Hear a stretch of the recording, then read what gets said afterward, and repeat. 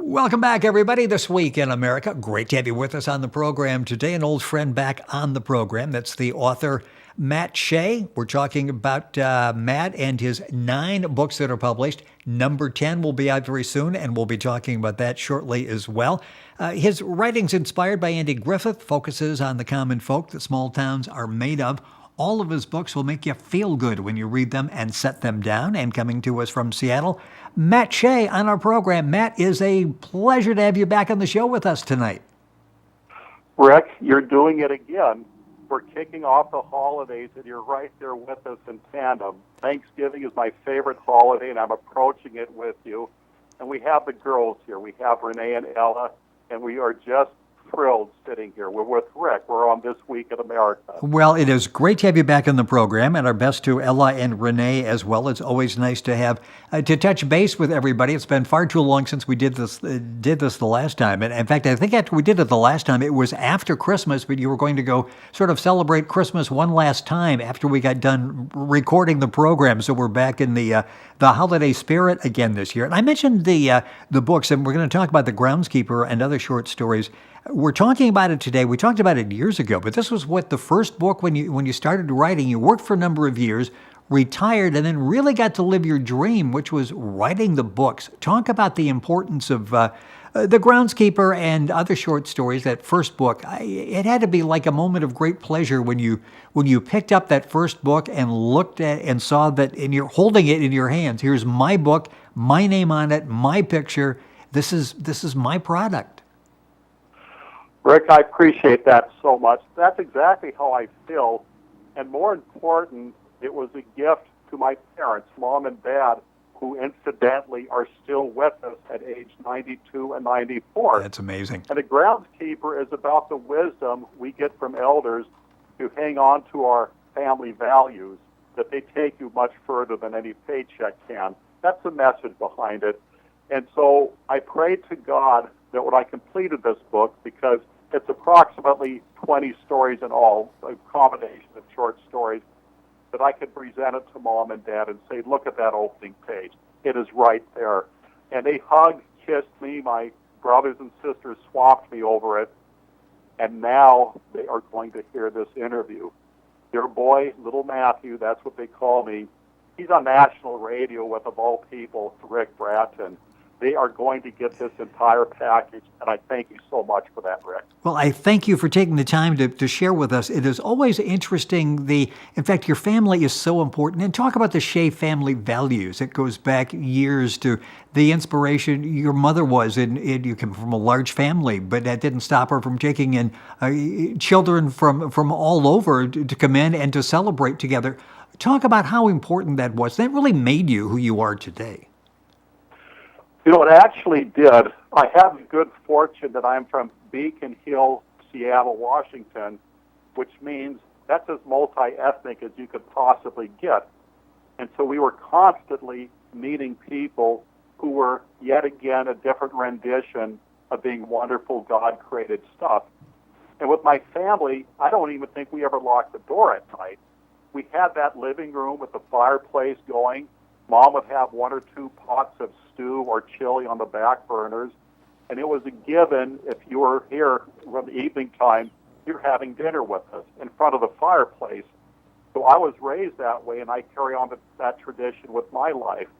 And I just loved it because a lot of my friends would call my mom and dad Mr. and Mrs. But other ones would refer to them by their first name because they weren't just my parents, they were my friends.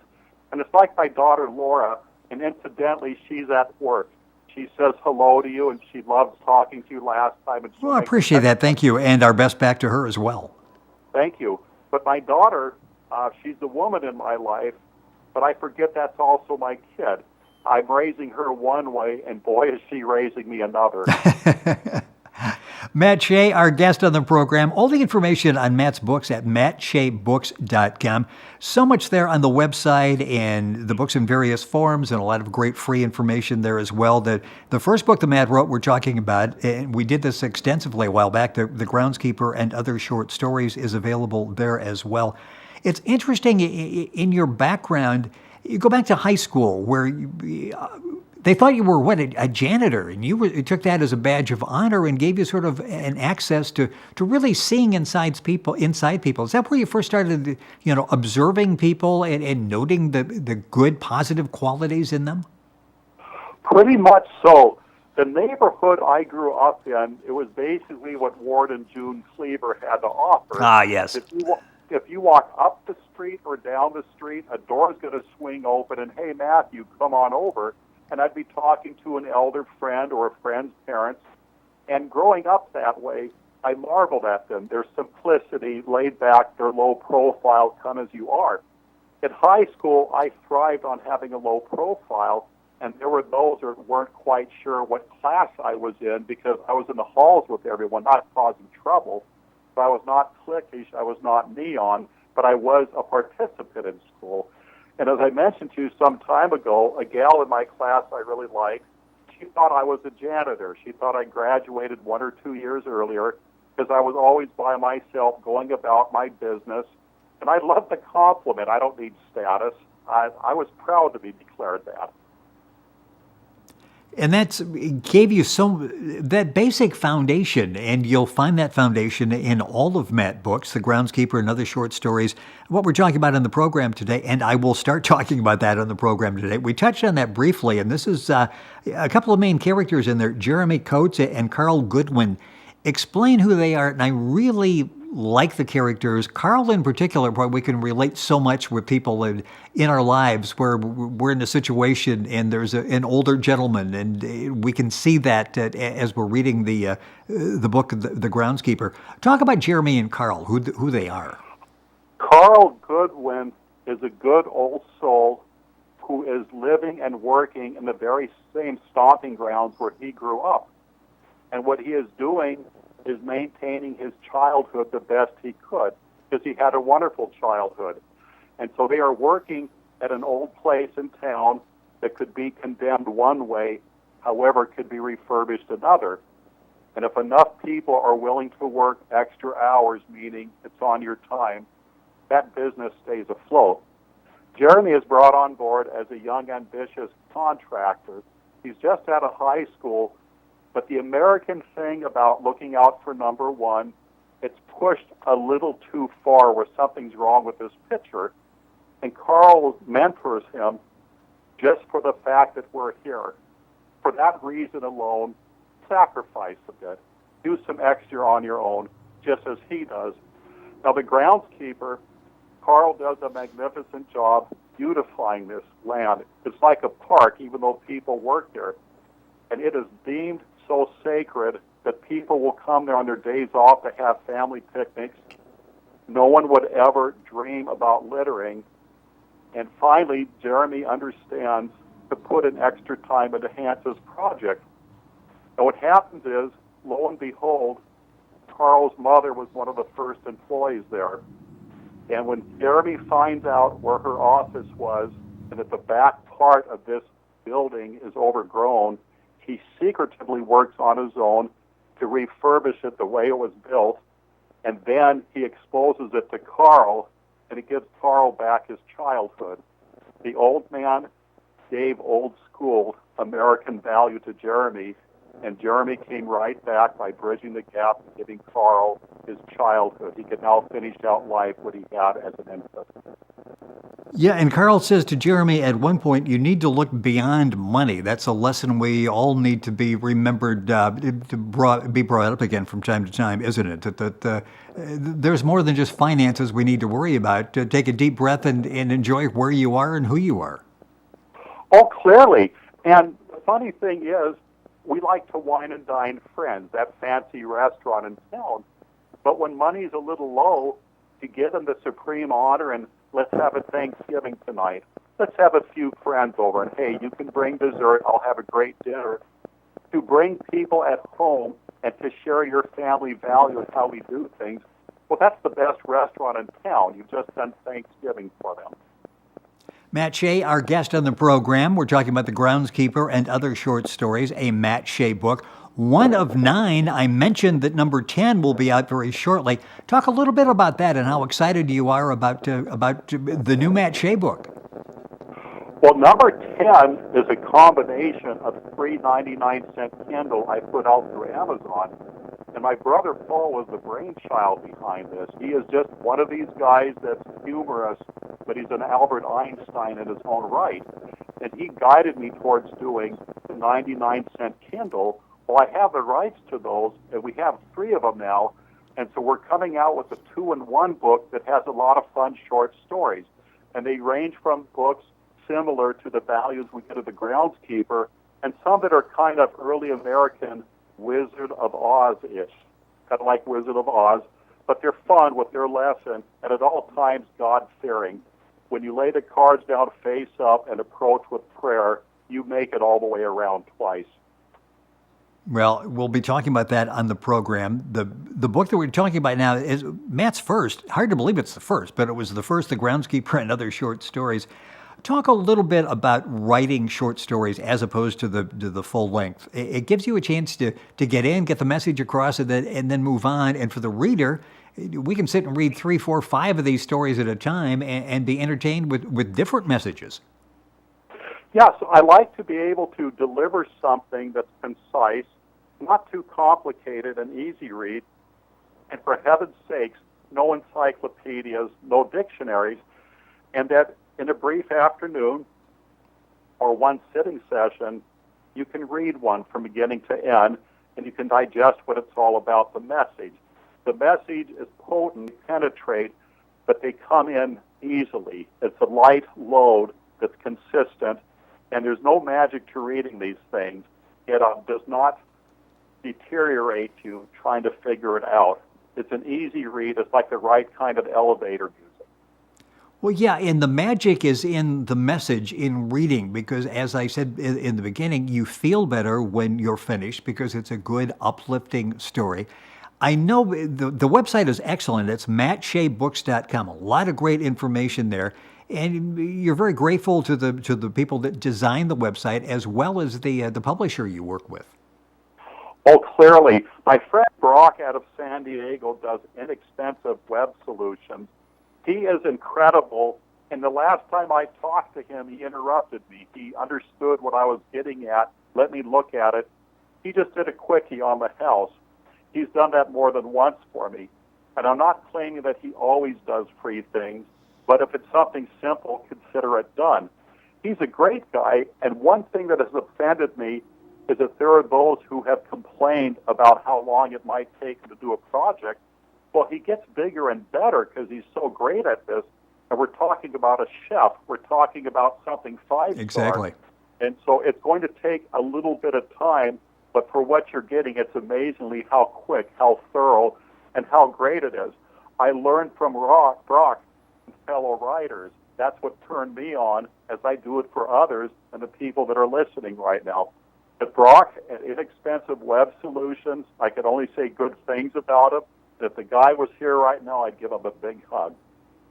Well, and you can't rush the creative process. And as an artist yourself, you understand that. Sometimes you just need to let things develop, don't you? As you're writing a story, sometimes it doesn't go quite as quickly as you would like. You just need to take the time to let it develop. Well, exactly, because the last book we did, that was The King of Coleman's Hill, and I started that one before I started writing the Groundskeeper book. Wow. And the Groundskeeper book is 20 stories altogether, and then I got out, I believe, 8 more, and then I got around to finishing up the first one I tried starting. So it works that way. As I talk to you right now, I have at least a good 30 different stories I'm working on, and some days I go further than others on certain ones. And it's like the weather. You can't go by the meteorologist. You just look outside and you understand what it is and you go with it. But we get them out there.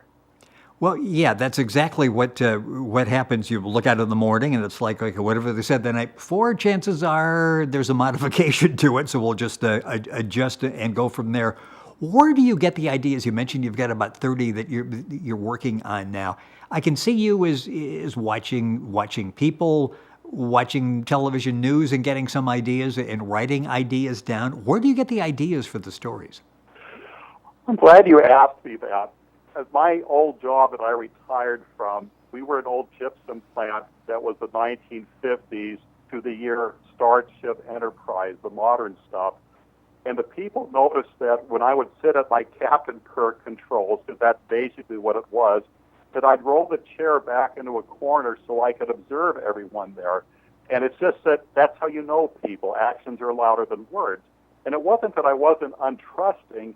It's just that there they are, and I'm nothing unless I'm learning from others. And so this job that I'm presently doing with the Hilton Hotel, I love it because I'm driving people to and from. Every van full is full of great people that are giving me this nonstop lesson about life.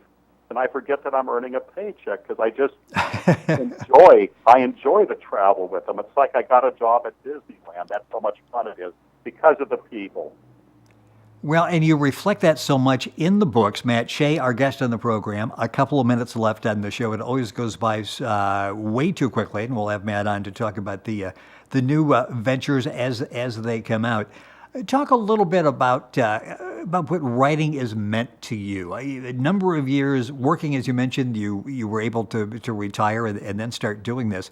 How meaningful is this when you write the book and you get input back and people are going, that really was an uplifting story. I felt good when I got finished reading it. How exciting is that for you when you hear those words and you see that response? Well, I love to do that. And it's not necessarily a silent protest. My website, I looked up on Amazon how many pages does a free Kindle get, and one answer, because there were many, many answers, said 9, another said 100. Well, I go well over 300. I put the cart before the horse. I lay the cards down face up. They get a tremendous amount of free stuff end to end entirely. They have to dig pretty deep to actually buy something. And so I like it to be an option for someone to hear my point of view, but I leave the door open where they can come back with ideas and suggestions. I love to report through nice stories, clean-cut Hallmark concept stories, on how I see the world and how I see merit out there, and for the common man, us simple people that do not draw unnecessary attention, the unsung heroes. But I do that because it's a form of reconnaissance. It's to get someone to not only read it, but to come back and to tell me how they see it and then what they have to share with me. Every time I've attempted to teach somebody something, I set myself up for a bigger lesson. I improved in the long run. I was a student the whole time. Well, and the book is, and you describe it very well, it's a two-way street because you are encouraging that dialogue between the reader, the person who's on the website, and yourself. We're talking specifically about the first book in Matt's series, The Groundskeeper, and other short stories, many more, 9 in all, soon to increase in number. Information available at mattsheabooks.com, and Shea is SHEA books.com. If you go to our website, thisweekinamerica.us, you can link on directly, of course, to Matt's website. Matt, it is always a pleasure to have you on the program, and Ella and Renee there with you, and say hello to Laura and hi to them. And yeah, it's great to have the Matt Shea fan club there with us on the program and to sort of kick off the holiday season. Hard to believe that we just wrapped up the holiday season together last year, kicking it off together this year. So enjoy Thanksgiving, all of the great holidays, and we will talk soon. Thank you for being with us. Well, thank you. We've got a special treat because Renee did the artwork on the following Judge Alvin Wong book, and a very special friend of mine is one of the characters, and you know what I'm talking about. I'm anxious to talk about that because, yes, a very interesting character. A character is a good description of the person that we're talking about here. That will be in the new Matt Shea book. Matt Shea Books, all the information there. Matt and everybody, thank you for being with us. Happy holidays. And if you want information, you can go to Matt's website, mattsheabooks.com, or link on directly by going to our website, thisweekinamerica.us. Back after these messages.